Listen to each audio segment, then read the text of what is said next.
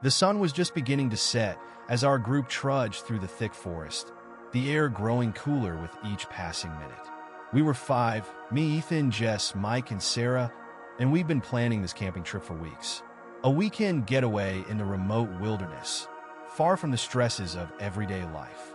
The perfect escape, or so we thought. We'd heard stories about this place, stories of eerie sounds and strange sightings, but none of us really believed them. They were just campfire tales, meant to spook city folk. But as we set up camp in a small clearing surrounded by towering pine trees, I couldn't shake the feeling that something was off. The woods felt unnaturally quiet, the usual chorus of crickets and rustling leaves absent. It was as if the forest itself was holding its breath, watching. The fire crackled to life, and soon we were sitting around it, laughing and talking like nothing was wrong. Jess told one of her usual ghost stories, and Mike, the skeptic of the group, rolled his eyes, tossing another log into the flames. "Come on, Jess, this isn't some horror movie.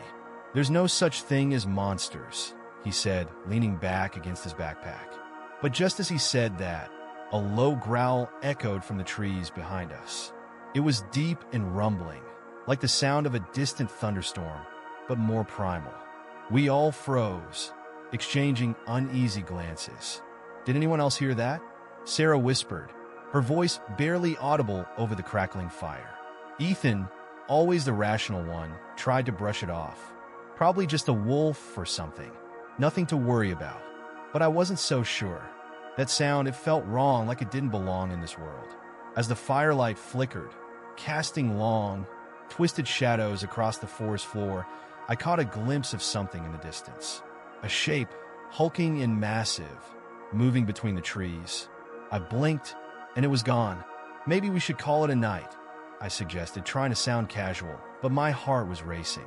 The others nodded, though Mike was still smirking, convinced we were all just being paranoid. As we climbed into our tents, the unease settled over us like a heavy blanket. I lay awake, listening to the stillness outside, every creak of a branch or rustle of leaves sending my pulse racing. Hours passed, but sleep wouldn't come. Then, just as I was beginning to drift off, I heard it again. That growl. But this time, it was closer.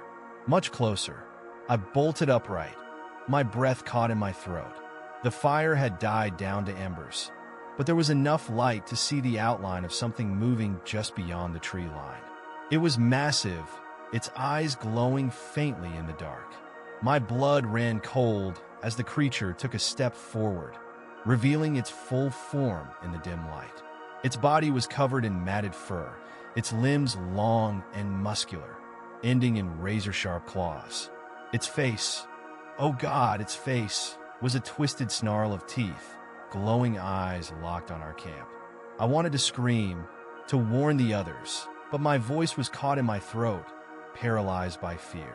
And then, in a blur of movement, it disappeared into the shadows once more, leaving only the lingering sense of dread behind. I didn't sleep for the rest of the night. Morning couldn't come fast enough. The faint glow of dawn filtered through the trees, and I finally felt the tight knot in my chest loosen slightly. The others were still asleep, their faces peaceful, unaware of what I'd seen. I debated whether to wake them, but how could I explain it? I didn't even believe it myself. Ethan was the first to stir. He yawned, stretching his arms as he crawled out of his tent. "Rough night?" he asked when he saw the look on my face. I nodded, rubbing my temples. "There was something out there last night," I whispered, glancing toward the tree line. "I saw it." Ethan frowned, but before he could ask more, Jess and Mike emerged from their tents, looking groggy but in good spirits. "Didn't think I'd sleep so well in the middle of nowhere," Jess said with a smile. Mike grinned at her, shaking his head. Sarah was last to join us, her hair a mess and eyes puffy. "That was the worst night of sleep I've ever had," she grumbled, swatting a mosquito off her arm. "Kept hearing weird noises." I glanced at her, feeling a chill run down my spine. "You heard it too?" She nodded. "I thought it was just my imagination, but I don't know, it freaked me out." I decided it was time to tell them. "I saw something last night. It wasn't just a noise. There was something watching us." Jess laughed, thinking I was trying to spook her again. "Go on, but you're not getting me with that." Not after last night's ghost story. I'm serious, I said, my voice lowering. The humor drained from her face as she realized I wasn't joking. It was huge. I couldn't get a good look at it, but its eyes, they were glowing. And it had claws, long claws. Probably just a bear, Mike said, always the skeptic. We're in their territory. Relax, man. No, I shot back, shaking my head. This wasn't a bear. I don't know what it was, but it wasn't normal. The tension hung in the air, thick and palpable. Ethan, ever the practical one, suggested we hike out and check the area. Maybe we could find tracks, he said. It'd help calm my nerves. I didn't feel reassured, but I agreed. Anything was better than sitting around waiting for whatever it was to come back. We packed up a few essentials and started walking, leaving the campsite behind. The morning sun was doing little to ease my nerves. Every rustle of leaves or snap of a twig had me on edge, scanning the trees for signs of the creature. The others were quieter than usual too, their laughter and banter replaced by nervous glances over their shoulders. After a while, we reached a small stream, its clear water trickling over smooth stones. Ethan crouched down to inspect the ground. "Guys," he said, his voice unsteady, "you might want to see this." We gathered around, and there was a massive footprint pressed deep into the mud. It was like nothing I'd ever seen. The shape was vaguely human, but larger, and the toes ended in long, deep grooves where claws had dug into the earth. "Holy crap," Jess whispered, her face pale. "What the heck made that?" Mike knelt down, his smirk finally fading. "This isn't a bear. No way." Suddenly, the forest around us grew eerily still. The birds that had been chirping moments ago fell silent, and the wind that had rustled the leaves came to an abrupt stop. We stood there, frozen, listening. Then, from deeper in the woods, we heard it again. That growl. But this time, it wasn't far away. It was close, too close. "Run!" Ethan shouted, snapping us out of our paralysis. We bolted, sprinting back toward the campsite, the sound of snapping branches and heavy footsteps following us. My heart pounded in my chest, every instinct screaming at me to go faster. But no matter how fast we ran, the sound of the creature grew louder, closer. I risked a glance over my shoulder and saw it, a massive, hulking shadow weaving through the trees with impossible speed, its glowing eyes locked on us. It moved with a horrifying grace, its movements fluid yet unnatural, like it was gliding just above the ground. "Don't look back!" Mike screamed, but it was too late. Jess tripped, her foot catching on a root, and she went down hard. Without thinking, I skidded to a stop, rushing back to help her. My hands fumbled as I tried to pull her up, but her ankle was twisted, her face contorted in pain. "Go," she cried. "Just go." "No way," I shouted, refusing to leave her behind. Ethan and Mike had already reached the campsite, but Sarah had turned back too, grabbing Jess's other arm. We managed to get her standing, but as we staggered forward, the growl grew deafening. I didn't dare look back again, but I could feel it. The creature was right behind us. Just as we crossed the threshold of our campsite, Jess screamed. Something had grabbed her. Jess's scream cut through the air like a knife, freezing the rest of us in place. I whipped around just in time to see her being dragged back toward the trees. Her fingers clawed at the ground, eyes wide with terror as she tried to hold on to anything, but the creature's grip was too strong. "Help me," she cried, her voice breaking, but the thing was pulling her too fast. Without thinking, I ran toward her, adrenaline surging through my veins. I grabbed her arms, digging my heels into the ground, but it was like trying to stop a freight train. "Let her go," I shouted, my voice cracking with desperation. But as I pulled, the creature's strength only increased, and I felt myself being dragged along with her. Ethan and Mike were there in an instant, grabbing onto me, trying to pull us back, but it was no use. Whatever this thing was, it was impossibly strong. Then, out of nowhere, Sarah screamed. I barely had time to react before a second figure emerged from the shadows, smaller, but no less terrifying. It moved faster than anything I'd ever seen, darting toward her like a blur. I heard the snap of branches, the crunch of leaves, and then she was gone, swallowed by the darkness. "Sarah," Ethan yelled, but there was no answer. Just silence. And that's when it hit me. This wasn't just one creature. There were more. We were surrounded. Panic set in. I felt Jess slipping from my grasp as the thing pulled harder, dragging her closer to the trees. I couldn't let go. I wouldn't. But just as I was about to lose her, there was a deafening roar, and the force pulling her suddenly stopped. Jess collapsed to the ground, gasping for air. I yanked her up, and we all ran, blindly, frantically, toward the car. I could hear the creatures moving behind us, circling, waiting for the right moment to strike again. We reached the edge of the campsite, and for a brief moment I thought we'd made it. But then, from the corner of my eye, I saw something. Another shadow, larger than the others, lurking just beyond the clearing. It was watching us, its glowing eyes burning like embers in the darkness. "Get in the car," Mike shouted, fumbling with the keys as we piled in. My hands were shaking as I threw Jess into the back seat, slamming the door shut behind her. Ethan jumped into the passenger seat, and Mike gunned the engine, the tires spinning in the dirt as we sped away. For a moment, there was silence, the only sound the frantic thudding of my heart in my ears. But then I saw it through the rear window, the creature standing at the edge of the trees, watching us go. Its eyes followed us, glowing with an unnatural hunger. We drove for what felt like hours, but in reality, it couldn't have been more than a few minutes before we reached the main road. Only then did we finally allow ourselves to breathe. "What the heck just happened?" Mike asked, his voice trembling. None of us had an answer. Jess was crying softly in the back seat, her hands still shaking as she held her twisted ankle. "I thought it was going to kill me," she whispered. I could feel its claws. It was like it was toying with me. Ethan turned to me, his face pale. "This wasn't just some animal, was it?" "No," I said, my voice barely audible. "That thing, it wasn't natural. It was something else." We sat in silence, the weight of what had just happened sinking in.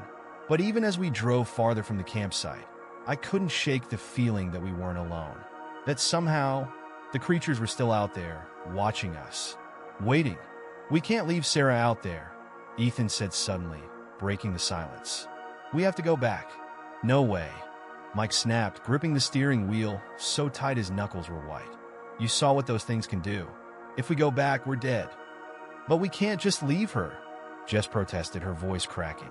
"We don't know if she's—" The words hung in the air unfinished. We all knew what she meant. We didn't know if Sarah was still alive. And the thought of leaving her behind, out there with those monsters, it was unbearable. "We go back at first light," Ethan said firmly, his voice shaking but resolute. "We can't stay here. Not tonight. But we go back in the morning." Mike didn't argue. None of us did. We all knew he was right. Going back into the woods now would be suicide. But that didn't make the waiting any easier. As we pulled into a small, run-down motel on the edge of town, I could feel the dread settling deep in my chest. I couldn't shake the image of those glowing eyes, burning in the darkness, watching us, waiting. And in the back of my mind, a single terrifying thought took root. What if we weren't the ones hunting them? What if they were hunting us? The night was impossibly long. Every creak, every whisper of wind outside the thin motel walls made my heart race. I barely slept, tossing and turning in the stiff bed, my mind replaying the events from the woods over and over. Each time I closed my eyes, I saw Sarah's terrified face as she disappeared into the shadows.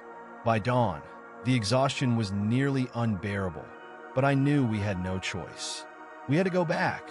The four of us, me, Ethan, Mike, and Jess, stood in front of the car, the morning mist swirling around us like ghostly tendrils. No one spoke as we packed the few supplies we had left, the silence heavy with dread. Jess's ankle was still swollen, but she insisted on coming.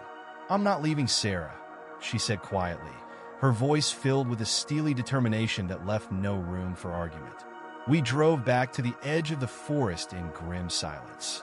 The trees, once beautiful in the early morning light, now loomed like dark sentinels, hiding whatever horrors lurked within. My stomach churned with anxiety, and as we approached the trailhead, I could feel the fear clawing at my chest. We stopped the car, and for a moment, none of us moved. It was like we were all frozen, too scared to take that first step. Then Ethan opened the door, and one by one, we followed. The forest felt different in the daylight, less oppressive but no less dangerous. The air was thick with moisture, and the mist clung to the ground like a shroud. We moved slowly, cautiously, our eyes scanning the trees for any sign of movement. "Sarah," Ethan called out, his voice echoing through the trees. There was no response, just the quiet rustling of leaves in the distance, like the forest was mocking us. We followed the path back to the campsite, the tension building with each step. Every snapped twig, every distant sound, sent a fresh wave of panic through me. I kept expecting to see those glowing eyes staring back at me from the shadows, but so far, the forest was eerily still.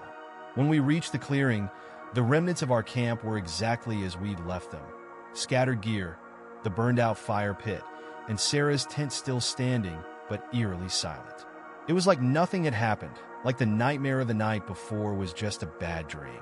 But the deep gouges in the ground, the footprints, and the broken branches told a different story.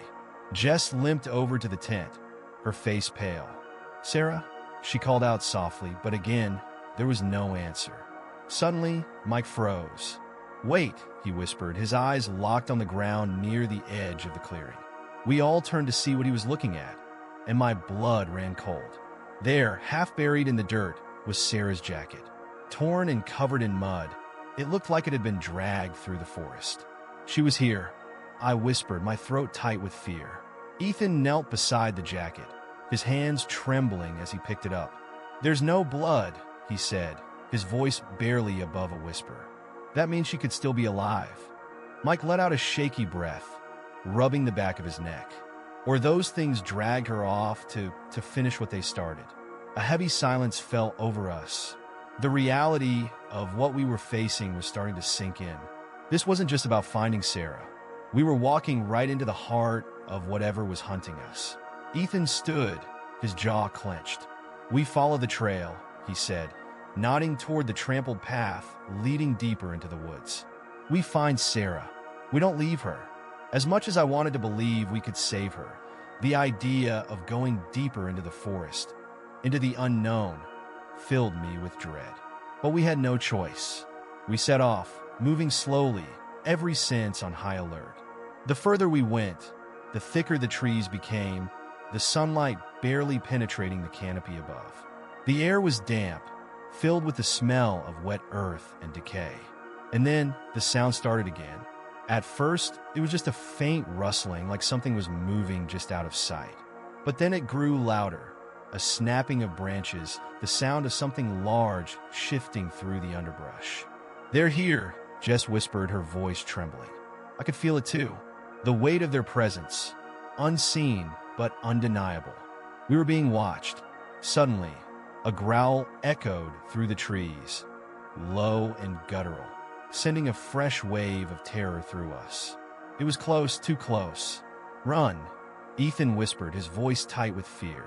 But before we could move, a massive shape emerged from the shadows ahead. It was one of the creatures, towering, hulking, with eyes that glowed like embers in the dim light. It stood there, motionless, blocking our path, its gaze fixed on us. For a moment, no one moved, no one breathed. Then, with a roar, the creature charged. We scattered, running in different directions, the sound of its heavy footsteps thundering behind us. I didn't look back. I couldn't. All I could hear was the pounding of my own heartbeat, the rush of blood in my ears as I tore through the trees. But no matter how fast I ran, I knew it was behind me. I could feel it closing in, its breath hot on my neck. Suddenly I tripped, my foot catching on something, and I went down hard, the wind knocked out of me. Dazed, I scrambled to my feet, but it was too late. The creature was standing over me, its glowing eyes burning into mine. Its massive form blocked out the sun, casting me in shadow. This was it. I was going to die. Time seemed to slow down as I lay there, staring up at the creature that loomed over me. Its breath came out in heavy, rasping growls, the stench of decay filling my nostrils. My body was frozen, the sheer terror paralyzing me in place. I wanted to scream, to run, but my legs refused to move. The creature's eyes burned with a malevolent hunger, as if it had been waiting for this moment. Just as its claws reached for me, a loud crack echoed through the woods. The creature recoiled, howling in pain as it staggered back. I scrambled to my feet, gasping for air, my heart pounding in my chest. It took a moment to register what had just happened, but then I saw Ethan standing a few feet away, holding a thick branch he'd just swung at the beast. "Move!" he shouted, his voice frantic. I didn't need to be told twice. I took off running, Ethan right behind me. The creature roared, recovering from the blow, and I could hear it crashing through the trees, still pursuing us. But this time, it sounded angrier, more desperate. We tore through the underbrush, branches whipping at our faces and arms, until we reached a small rocky outcrop.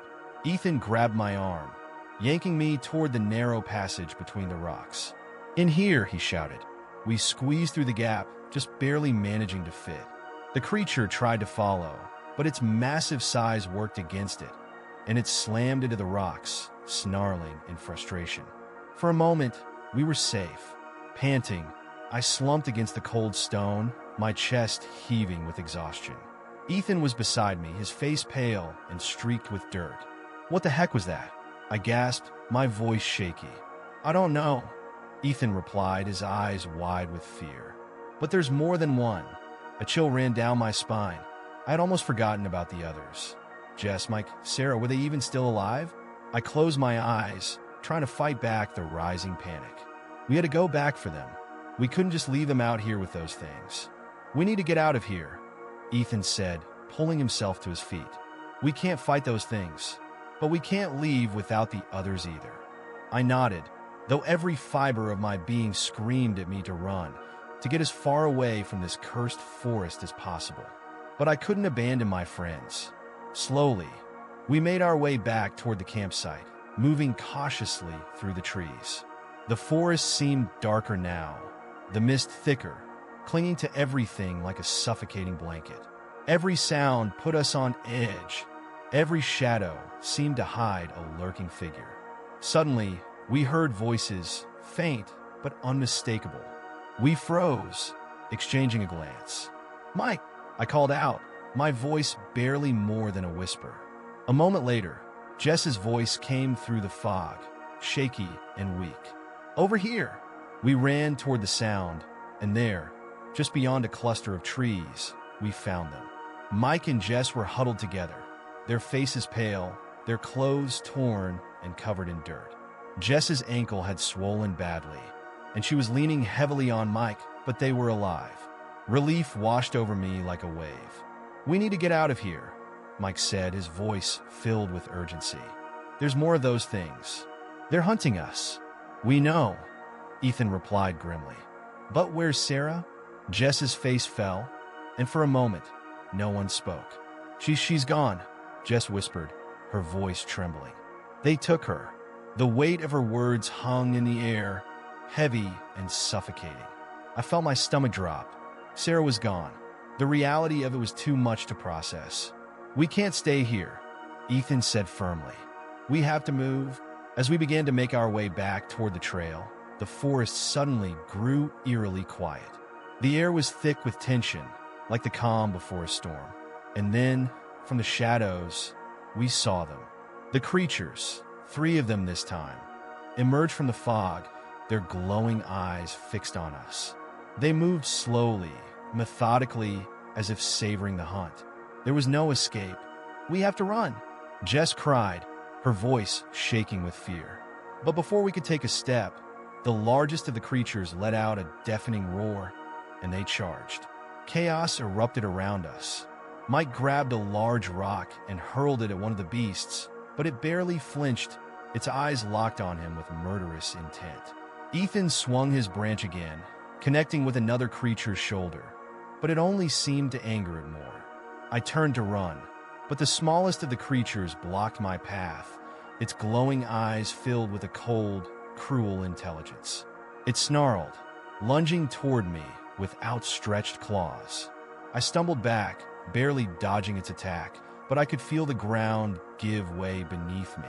Suddenly I was falling. I tumbled down a steep slope, the world spinning around me as branches scratched at my skin. I hit the ground hard, the wind knocked out of me. Dazed, I struggled to my feet, pain shooting through my side.